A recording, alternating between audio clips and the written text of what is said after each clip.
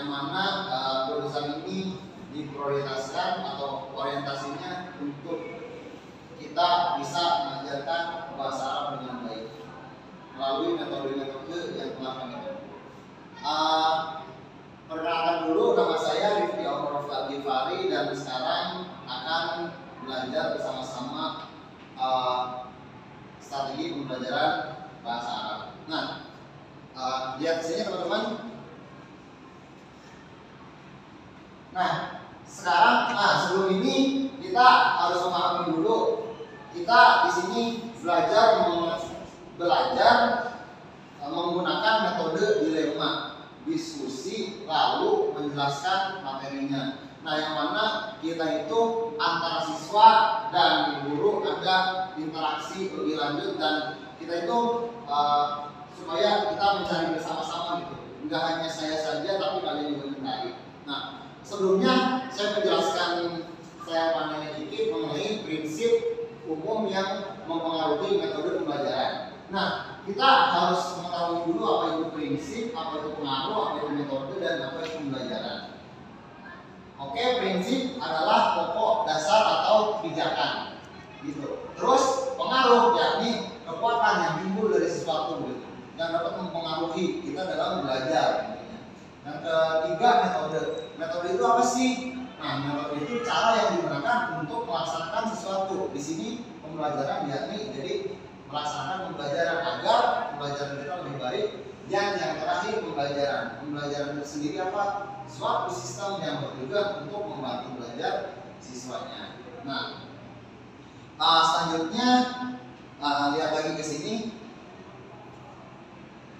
Di sini kita akan berdiskusi mengenai 3 hal.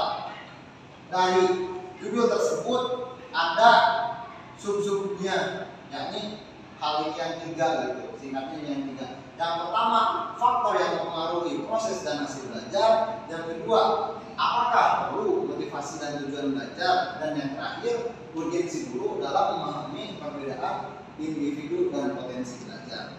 Nah, saya kasih waktu kepada teman-teman 5 menit untuk berdiskusi bersama kelompoknya. Jadi di sini ada saudara Rifa sama saudari Rifa sama saudari Suci satu kelompok, saudari Jazira sama saudari Najibah satu kelompok. Yuk silakan untuk berdiskusi dan memaparkan materi yang sudah dipelajari.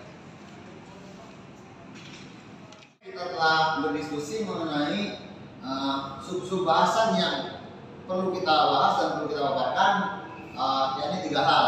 Nah, buat yang pertama saya tanyain dulu ke saudara Najibah, apa yang Anda pahami mengenai ini setelah berdiskusi dengan kelompoknya?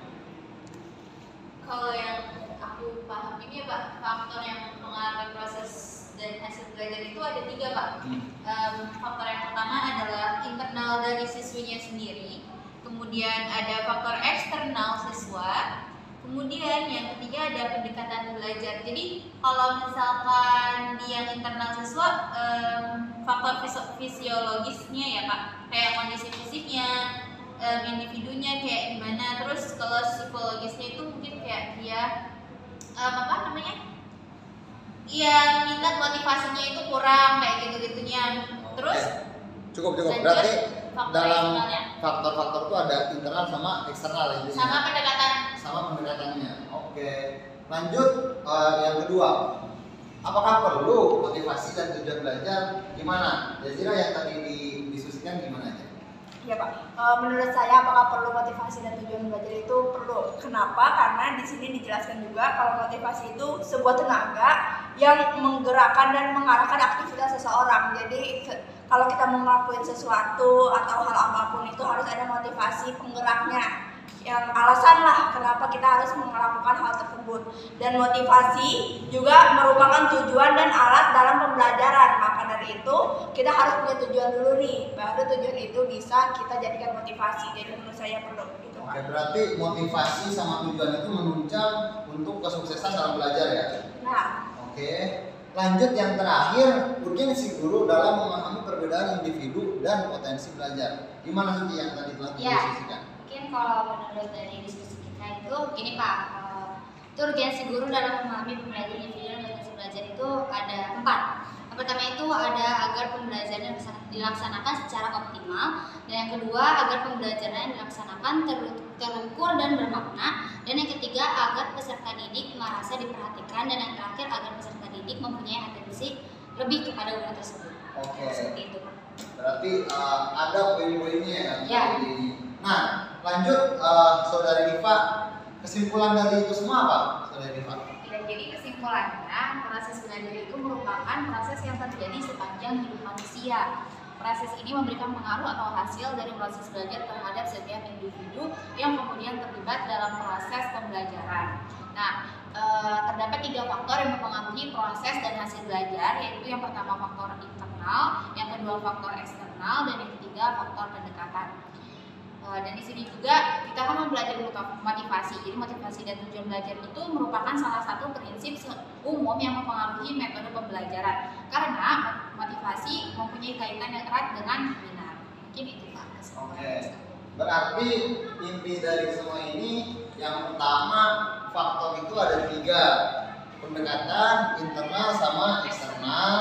Terus lanjut ke motivasi. Kenapa motivasi itu perlu? Karena motivasi menunjang kesuksesan kita dalam belajar. Dan ini karena untuk memahami siswa, memahami kondisi siswa agar tahu apa yang perlu kita ajarkan gitu, agar pembelajaran ini tepat sasaran.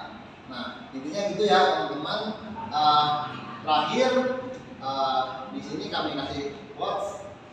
Teruslah menjadi manusia yang mencari ilmu kapanpun, dimanapun, dan dalam keadaan apapun. Rifki Ononovi Anggipari, saya Rifki Ononovi Anggipari dari RAC Raul Arabic Club pamit undur diri. Mohon maaf atas segala kekurangannya. Assalamualaikum